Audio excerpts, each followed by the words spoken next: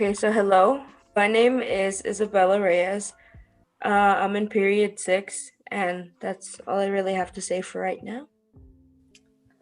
Hello. My name is Kathy Din, and I also have sixth period. Hi, Oh, my name is wait. Julia Moran. Oh, sorry. Hi, my name No, is no. Julia Moran, and I also have sixth period.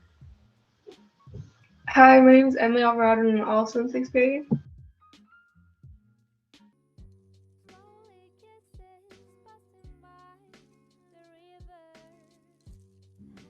Hi, my name is Ellen Tellis, and I also have sixth period.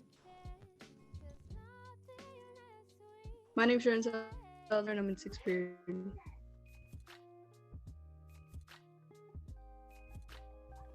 Okay, so like last week's podcast, we're going to talk about the SDG Goal 14, life underwater, but this time we're going to talk about reducing marine pollution and what we know about it. And what we're supposed to talk about today is what we learned about it and what are the targets for it. So something that I learned about how people are trying to reduce marine pollution is this woman. I don't remember where she's from. She's not from here. She's not from the US though. She's making this plastic that's like really biodegradable. Like it breaks down like not immediately after use, but like it takes a little bit. It takes a lot less than like millions of years to break down her form of plastic, and it's like completely safe to use, and you're able to drink out of it, and you can use it for anything that's like specifically made by plastic. It's just like not it's not like a water bottle where it's just going to be there on earth for like years and years.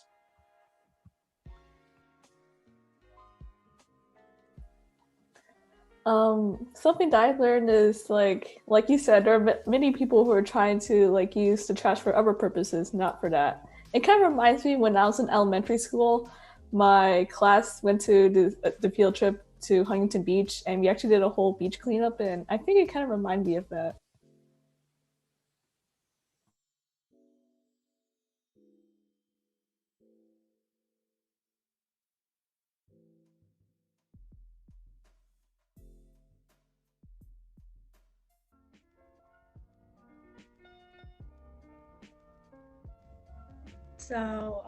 I was like on usually on TikTok or something, and I've been seeing a lot of people finding other ways to package their products. Like some people have started using biodegradable paper that basically dissolves in water. So you just put it in water and it just like dissolves.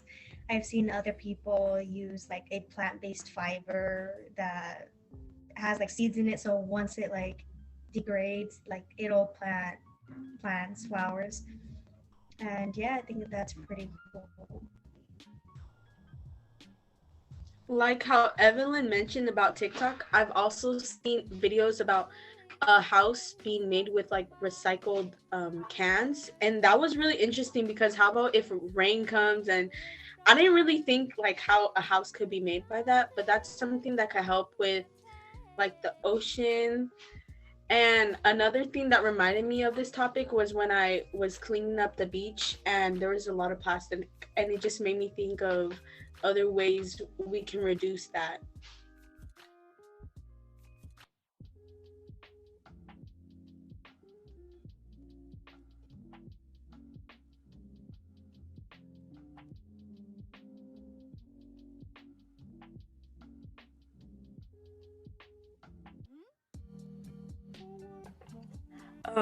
Going off of what Evelyn and I'm sorry, how do you pronounce your name? J- Julia. Julia. Sorry, because we got confused about it during sixth period. So like, I just wanted to like confirm and like not say your name wrong because I know that annoys some people. But going off of what you guys said, I I actually follow this dude. He takes like I don't know if they're shrimp, but I guess there is like a type of parasite that like attracts itself to the shrimp and like feeds off of the shrimp. So what he does is he goes out like I think every morning, and then he takes the parasite off of the shrimp, and then he throws the parasite into a compost pile or he feeds it to the bird. And so it's like he puts the shrimp back into the water. So it's like him helping them live for a longer period of time and helping their species live for a long time. So I thought that was really cool.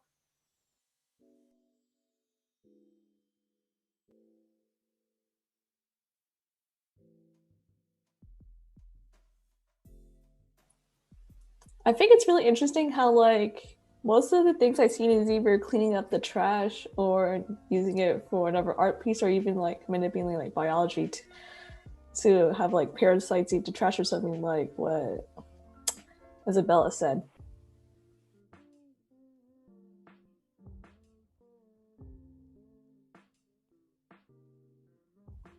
Does anyone have any ideas on how like we can reduce marine pollution? Like Probably by using less plastic, because I know like plastic bottles, instead of using that, we can use reusable water bottles. What else? Plastic bags, like when you go to the store, instead of using plastic bags, you can use reusable bags. We could also continue like taxing people whenever they get like plastic bags at stores. Also, in general, I would totally focus on reducing the need for plastic because let's admit it, plastic is pretty cheap and sometimes it's a lot easier to get something in plastic than in reusable containers. So I think what would be nice is to have reusable containers like water bottles and such be cheaper, especially for anyone who is low income. Also, using plastic silverware instead of plates, forks, spoons, because I know like most of us don't feel like doing dishes, so we can just use glass instead. Because why are we gonna just continue to throw away stuff when we can just use reusable ones that we can wash? I agree. And going off of what Emily said about taxing people on the plastic bags that we use at the grocery store. Yeah, that's a reason my mom actually started using reusable bags, is because like, not that the tax is like hugely high or anything, but it's like you'd rather have something that you could reuse over and over and over again than having to just keep paying and paying and paying for more bags and stuff. So I think that having a tax on plastic bags is actually, it's not a terrible idea, but I think it's good for reducing marine pollution. And I agree with the fact that like we should be using like reusable bottles and stuff. And I remember people like, I'm pretty sure you guys remember like early to late 2019, like people would like push out like the metal straws, the reusable straws, and I know some people made fun of it because of how like other people would go about it, but I actually think it's a really good thing to get, because you don't really think about how a smaller plastic straw could really affect like marine pollution until you like have seen the video of the turtle who got a straw stuck up his nose. I actually bought the metal straws, but one time in Starbucks, they gave us like a carbon one, but it made the drink taste so nasty. So I'm like, please give me a regular straw, because it just tasted horrible. Also, I feel like we should reduce reducing plastic like in general, and like especially when you're buying things. Like sometimes when you buy things online, they put like a bunch of like unnecessary like plastic around it and just packaging and things like that.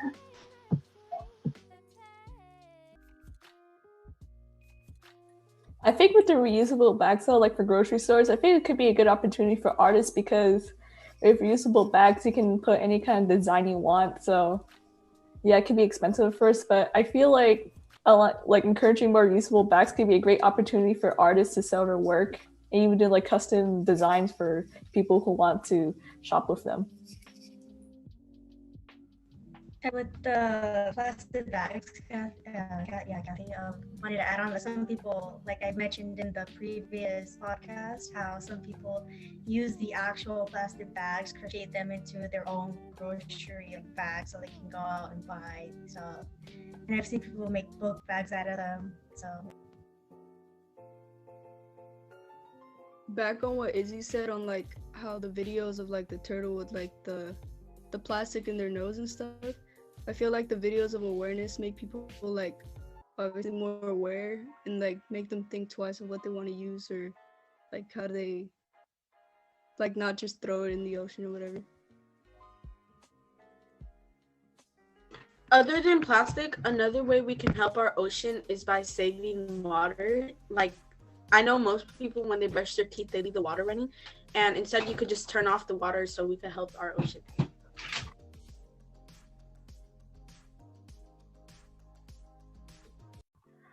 Going off of what Sharon said about like the people like seeing stuff and them wanting it to like change or be changed. I remember a field trip we took. I don't remember if it was in third or fourth grade, but we took a field trip to like a marine aquatic center, and like we went on a boat and everything. I think I talked about this in the last podcast we recorded, but there was an exhibit, and if you looked at it from far away, they looked like actual jellyfish. But if you walked closer to them, you could see like a label on the bag, and it represented the fact that like sea turtles, like they can't really see very well, especially underwater. So if they're seeing like stuff like plastic bags and other like kind of clearish things underwater, like they can potentially eat that, and that could be toxic for their system. So I think that seeing that would make people not want to like throw trash into the ocean or like think about actually using like stuff.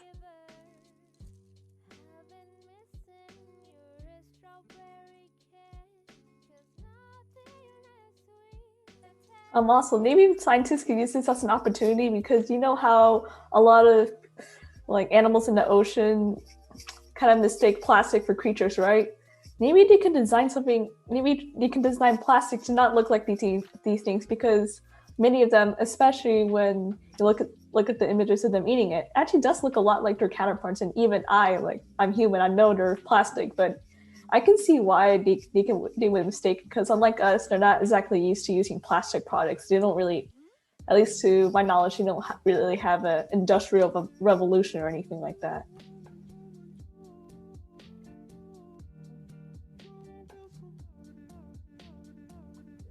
So does anyone have anything left to say before we end this recording? Because I know everyone has stuff to do, especially because it's on Friday and it's a Super Bowl weekend, and I don't want to keep everyone for like 40 minutes. So does anyone have anything left to say before I end the recording? No, that was all. That was a great discussion, though.